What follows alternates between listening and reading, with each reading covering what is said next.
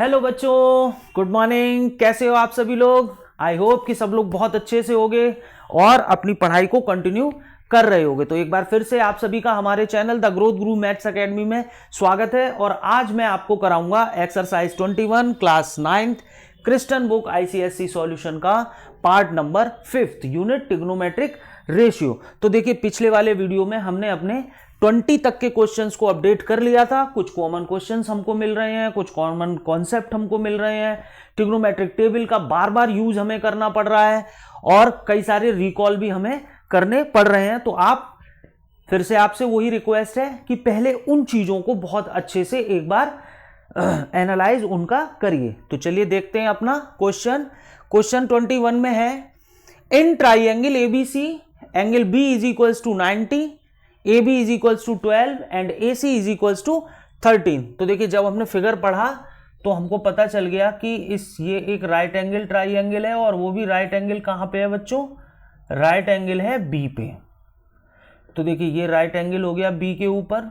अब AB आप यहां लिखें या यहां लिखें, कोई इशू नहीं है, कहीं भी लिख सकते हैं। ये लिख दिया मैंने यहाँ पे।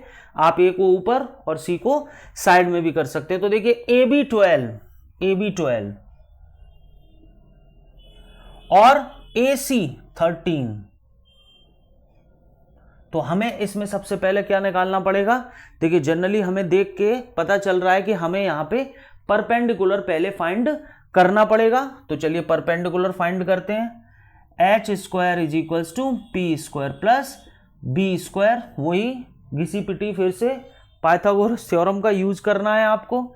तो चलिए, AC जो है आपका हाइपोटेनस है, परपेंडिकुलर BC का स्क्वायर और बेस आपका AB का स्क्वायर। तो AC का स्क्वायर 13 का स्क्वायर, BC 12 का स्क्वायर और AB आपको BC आपको निकालना है, परपेंडिकुलर आपको यहाँ पे फाइंड करना है। तो BC का स्क्वायर और इसकी जगह पे हम लिखेंगे 12 का स्क्वायर। तो BC स्क्वायर जो आएगा बच्चों हमारा वो 169 माइनस 144 यानी 25 आएगा। तो BC इज इक्वल्स टू हो जाएगा हमारा 5 सेंटीमीटर। तो ये साइड हमारे पास आ गई 5 सेंटीमीटर। अब हमारे पास तीनों साइड्स जो हैं वो आ चुकी हैं यहाँ पे, है ना। तो अब हम देखते हैं हमको कंटेंट में उन्होंने क्या निकालने के लिए दिया है। उन्होंने हमसे पूछा है tan A minus tan C, है ना। देखिए, सबसे ज्यादा इंपॉर्टेंट चीज है, यहां पे पूछा है tan A और यहां पे पूछा है tan C। तो देखिए, दोनों एंगल्स जो हैं वो अलग अलग हो गए हैं यहाँ पे। तो देखिए, tan चाहे A हो या C हो, ये तो परपेंडिकुलर अपॉन बेस ही रहने वाला है। लेकिन एंगल A के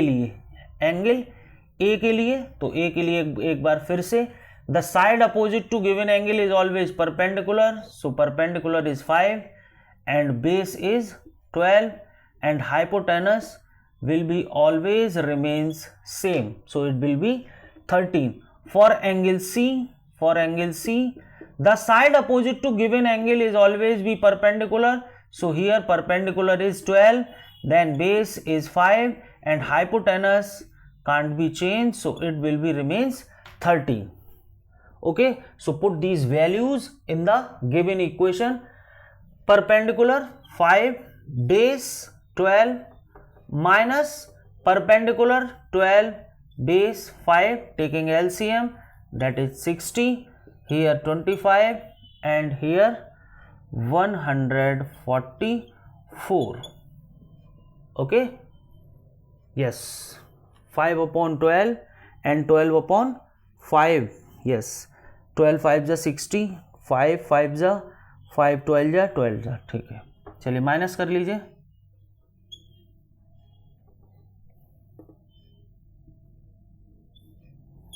that will become our answer 25 minus 144।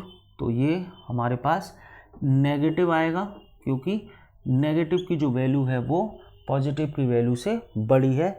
तो 40 में से 5 जाएगा तो 9, 13 में से 2 जाएगा तो 11। कुछ इस तरह से काफ़ी टाइम के बाद क्वेश्चन आया है, जिनमें एक ही ट्राइंगल में अलग अलग एंगल्स के लिए वैल्यूज़ को पूछा जा रहा है। Okay, so please pause the video to note it down.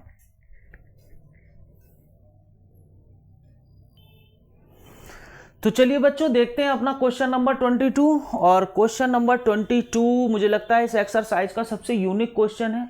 देखिए इक्वेशन क्या दी हुई है और सब्स्टिट्यूट कराने के बाद वैल्यू किसकी पूछी जा रही है आपसे, है ना।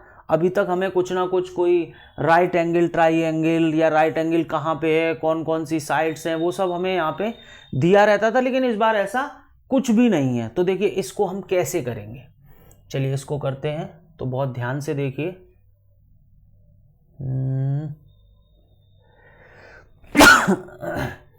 थोड़ी देर के लिए कॉट थीटा को हम x मान लेते हैं, कॉट थीटा को x। तो अब ये क्या बन जाएगा, √3x² 4x प्लस √3, और ये क्लास 9th का फैक्टराइजेशन का स्प्लिटिंग मिडिल टर्म का क्वेश्चन हमने बना लिया। देखिए मैथ की यही खूबसूरती है, यहाँ पता नहीं है कि किस यूनिट को करते करते हम किस यूनिट में पहुंच जाएंगे और उस यूनिट को करते करते हम किस यूनिट में आ जाएंगे, है ना। तो इसीलिए ना इसका बिल्कुल चेन का सिस्टम है, आपको अगला पढ़ने के लिए पिछला सब कुछ अच्छे से आना चाहिए, है ना। तो अब इसको हम कैसे फैक्टराइज करेंगे, तो देखिए विदाउट x के नंबर का मल्टीप्लाई हम x² के नंबर में करते हैं, यहाँ आ जाएगा 3 के हमें 2 नंबर चाहिए कि प्लस करके 4 आना चाहिए, दैट इज 3 + 1। तो उसके अकॉर्डिंग अब हम यहाँ पे अपने फैक्टर्स को क्लियर करेंगे। ये देखिए कुछ इस तरह से x का अंदर मल्टीप्लाई भी करेंगे,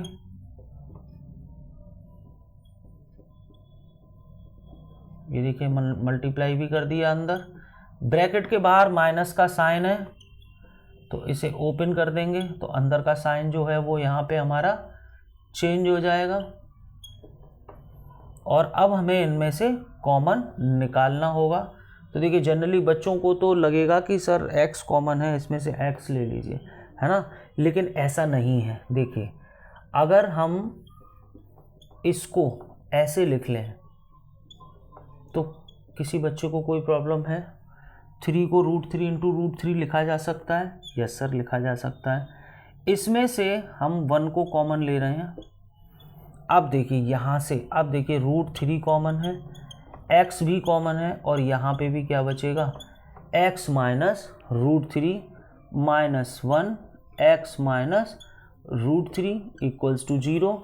सो x - √3 and √3x - 1 = 0। सो यहाँ पे हमारे पास हमें दो वैल्यूज़ यहाँ पे मिलने वाली हैं, एक तो x = √3 और एक वैल्यू हमें मिलेगी √3x - 1 = 0। सो x = 1/√3, है ना, इस तरह से। अब देखिए इसके बाद हमको क्या करना है, इसके बाद हमको क्या करना है, देखिए कॉट थीटा को बच्चों मैंने x माना था, x, और x की मेरे पास यहाँ पे दो वैल्यूज निकल के आ रही हैं। तो क्यों ना हम x के लिए 2 बार इसको सॉल्व कर लें ऐसे। देखिए एक बार x = √3 और एक बार x = 1/√3, है ना। तो x हमने किसको माना था, कॉट थीटा = √3, कॉट थीटा = 1/√3। और बहुत ध्यान से देखिए, इसको इसमें और इसको इसमें सर्च करिए। तो देखिए कॉट थीटा जो है वो ये वैल्यू है कॉट 30 की, और यहाँ से अगर हम देखें तो ये वैल्यू है कॉट 60 की। तो ये कैंसिल, थीटा = 30 या फिर थीटा = 60। यहाँ हमें दो वैल्यूज़ मिल रही हैं थीटा की। आप दोनों वैल्यूज़ को बारी बारी से इनमें लगा दीजिए और अपना आंसर निकाल लीजिए। तो देखिए पहला केस, व्हेन थीटा = 30 डिग्री, तो यहाँ क्या हो जाएगा, tan² 30 प्लस cot² 30।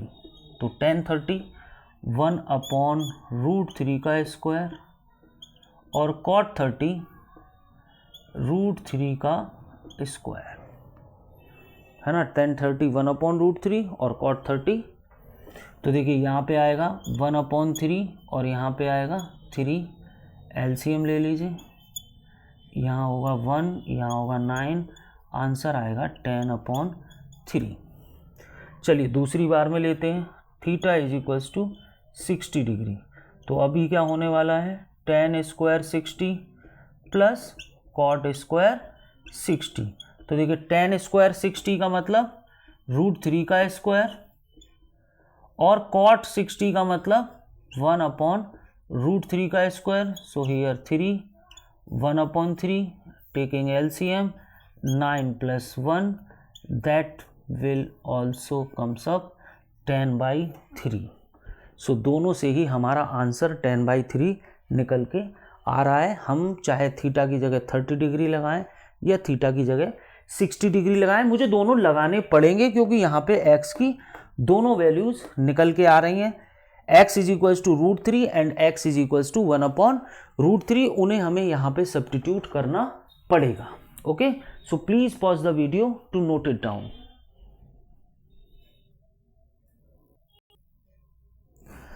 चलिए बच्चों देखते हैं अपना अगला question, that is question number 23। Sine theta = a/b, then आपको शो करना है sec theta plus tan theta = square root के अंदर b + a/b - a। तो चलिए देखिए कैसे करते हैं इसको। देखिए ट्रिग्नोमेट्रिक फंक्शन तो दिया ही हुआ है, और जब भी ट्रिग्नोमेट्रिक फंक्शन अगर आपको देगा तो आपके पास एक सबसे इंपॉर्टेंट चीज है कि आप PVP/HHB को रिकॉल जल्दी से कर लें। तो यहां से देखिए परपेंडिकुलर आ गया हमारे पास A, हाइपोटेनस आ गया B, तो हमारे पास क्या नहीं है, बेस। और इनको निकालने के लिए सिर्फ एक ही थ्योरम है, और वो थ्योरम है मोस्ट इंपॉर्टेंट पाइथागोरस थ्योरम।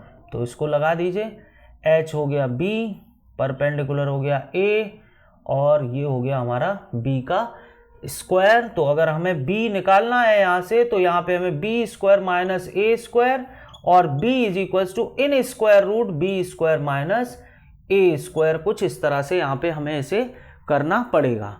तो देखिए हमने अब तीनों साइडें निकाल ली, हमारे पास परपेंडिकुलर है, हमारे पास हाइपोटेनस है, और हमारे पास यहाँ पे क्या है, बेस है। तो अब इसके बाद हम क्या करने वाले हैं, जो भी रिलेटेड टर्म हमसे पूछा गया है अब हम उसे निकालेंगे। तो देखिए sec क्या होता है और tan क्या होता है, ये आपको पता होना चाहिए, और अगर आपको पता नहीं है तो इसी वीडियो के डिस्क्रिप्शन में जाइए, वहाँ पे ट्रिग्नोमेट्रिक कॉन्सेप्ट और ट्रिग्नोमेट्रिक टेबल के 2 वीडियोस पड़े हैं, पहले उनको देखिए फिर क्वेश्चंस पे आइए। ठीक है, sec होता है H/B और tan होता है, जो होता है वो हमारा होता है H/B, और जो tan होता है वो हमारा होता है परपेंडिकुलर अपॉन बेस। तो देखिए हाइपोटेनस हमारे पास कितना है बच्चों, B, बेस हमारे पास कितना है, स्क्वायर रूट के अंदर B² - A², परपेंडिकुलर हमारे पास है A, और बेस हमारे पास फिर से एक बार B² - A² है ना। अब इन दोनों टर्म्स को उन्होंने ऐड कराया, तो चलिए ऐड कर लेते हैं, ऐड करते हैं, देखते हैं यहां पे कर लेते हैं। sec theta plus tan theta add करिए, देखिए ये होगा B/ स्क्वायर रूट के अंदर B² - A² plus A/ square root के अंदर B² - A²। तो चलिए एलसीएम ले लीजिए, यहाँ पे जल्दी से एलसीएम लेंगे तो एलसीएम आएगा हमारा B² - A², यहाँ बचेगा B और यहाँ क्या बचेगा, A, है ना। तो अब बहुत ध्यान से देखिए मैं यहाँ पे क्या करने वाला हूँ। देखिए ये जो B + A लिखा है, कहीं पे अगर 3 लिखा होता है तो हम उसे क्या लिख सकते हैं, √3 × √3 हमने पिछले ही क्वेश्चन में लिखा है, तो इसको भी मैं ऐसे ही लिखने वाला हूँ, B + A और इनटू में एक बार फिर से B + A। अगर हम वापस से मल्टीप्लाई करेंगे तो ये वैल्यू हमारी इतनी ही आ जाएगी, है ना। अब यहाँ पे हम इसको इस तरह से लिख सकते हैं बच्चों, देखिए 1 टाइम्स ऐड और 1 टाइम्स सब्ट्रैक्ट में, इस तरह से, है ना। तो अभी क्या होने वाला है, देखिए ऊपर b प्लस ए इंटू बी प्लस ए, और नीचे इनको आप यहां से सेपरेट कर दीजिए, b प्लस ए अलग और b माइनस ए यहाँ पे अलग। तो देखिए b प्लस ए से b माइनस ए कैंसिल हुआ, इसे मैं होल स्क्वायर में रूट में इस तरह से भी यहाँ पे लिख सकता हूँ। और ध्यान से देखिए कि यही हमारी यहाँ पे राइट हैंड साइड थी, ये प्रूफ करते हुए हम इसे यहाँ तक ले आए हैं। क्वेश्चन बहुत सिंपल है, सिर्फ प्रॉब्लम क्या है कि बच्चे देख के डरते हैं क्योंकि इसमें नंबर नहीं दिए हुए हैं, नंबर की जगह पे उन्होंने वेरिएबल्स को रख दिया है। तो उसमें क्या प्रॉब्लम है, जैसे नंबर्स होते थे हम यहाँ पे बेस निकालते, ऐसे यहाँ पे अगर नंबर होते तो कोई न्यूमेरिकल वैल्यू आ जाती, न्यूमेरिकल वैल्यू नहीं है तो क्या प्रॉब्लम है, आप इसी को आगे फॉरवर्ड करिए। यहाँ पे ये बेस आ गया, उसके बाद सेक निकालिए रिलेटेड टर्म, टेन निकालिए रिलेटेड टर्म, और इन दोनों को आपसे सम पूछा जा रहा है तो सम मैंने ये निकाल दिया, एलसीएम लिया, सिर्फ इसको 2 बार लिख लिया है, जैसा कि मैंने यहाँ पे बताया कि इसको हम ऐसा यहाँ पे कर सकते हैं। इनको हमने सेपरेट कर लिया, सेपरेट करने के बाद ये कैंसिल आउट होंगे और इसे इस तरह से लिखा जा सकता है। ओके, आई होप कि सबको समझ आया होगा। So please pause the video to note it down. तो देखिए बच्चों, ये है आपका क्वेश्चन नंबर 24 में भी देखिए sine theta plus cos theta is equal to something दिया हुआ है और फिर यहाँ पे स्क्वायर आ गया। तो इससे पहले भी एक क्वेश्चन हमने किया है कि अगर हमें x प्लस वाई दिया हुआ है कुछ भी, सपोज दैट, और हमसे x square plus y square पूछा जा रहा है, इट मीन्स कहीं ना कहीं इनका स्क्वायर ऑन बोथ साइड किया गया होगा, है ना। तो वैसे ही यहाँ पे भी किया गया होगा। तो हम यहाँ पे लिखते हैं स्क्वायर ऑन बोथ साइड।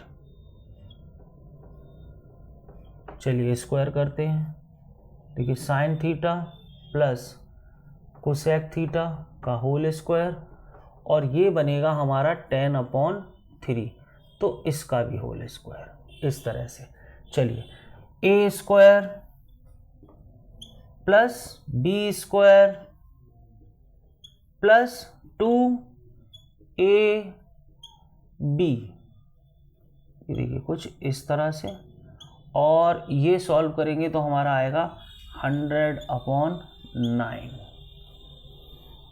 है ना। देखिए इसकी तो वैल्यू मुझे चाहिए, तो इसको तो मैं टच नहीं करूँगा, और इसे सॉल्व आप कर नहीं पाएंगे अगर आपने ट्रिग्नोमेट्रिक कॉन्सेप्ट और ट्रिग्नोमेट्रिक टेबल की आपको जानकारी नहीं है, तो आप इसे सॉल्व नहीं कर पाएंगे। उसमें हमने बताया है कि साइन थीटा जो होता है वो 1/कोसेक होता है, और जो कोसेक थीटा होता है वो 1/साइन होता है। तो इन दोनों में से कोई सा भी एक आप यूज़ कर सकते हैं। तो देखिए इसे तो हम ऐसे ही लिखा रहने देते हैं, sign square theta plus cosec square theta, और इसकी जगह पे हम कोसेक की जगह पे 1/साइन को लिख सकते हैं, या साइन की जगह पे हम 1/कोसेक को भी लिख सकते हैं, कोई प्रॉब्लम नहीं है, जो आपको बेटर लगे वो आप कर लीजिए।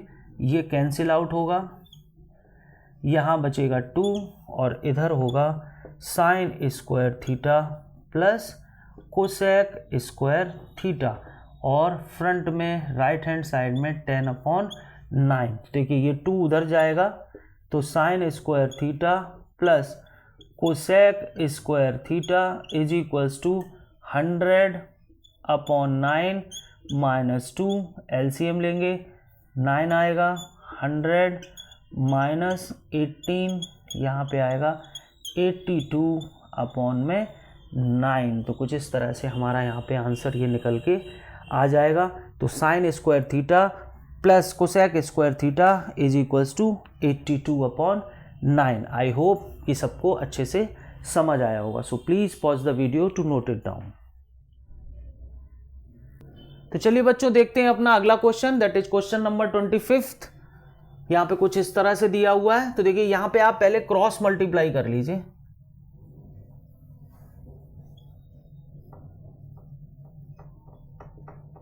और इधर भी कर लीजिए।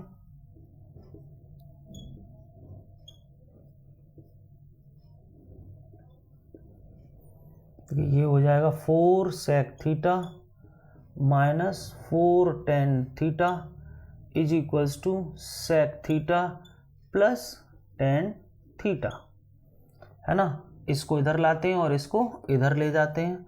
4 sec theta minus sec theta is equals to tan theta plus 4 tan theta, है ना। इसको सॉल्व करेंगे तो 3 sec थीटा आएगा, और इसको सॉल्व करेंगे तो 5 tan थीटा निकल के आने वाला है ना। तो इस पूरे को सॉल्व करके हमने यहाँ तक की वैल्यू को निकाल लिया है। और अब अगर आपको नहीं पता कि साइन sec और tan को हम रीअरेंज कैसे कर सकते हैं in the term of sine and cos, तो आप इसके बाद इस क्वेश्चन को सॉल्व नहीं कर पाएंगे।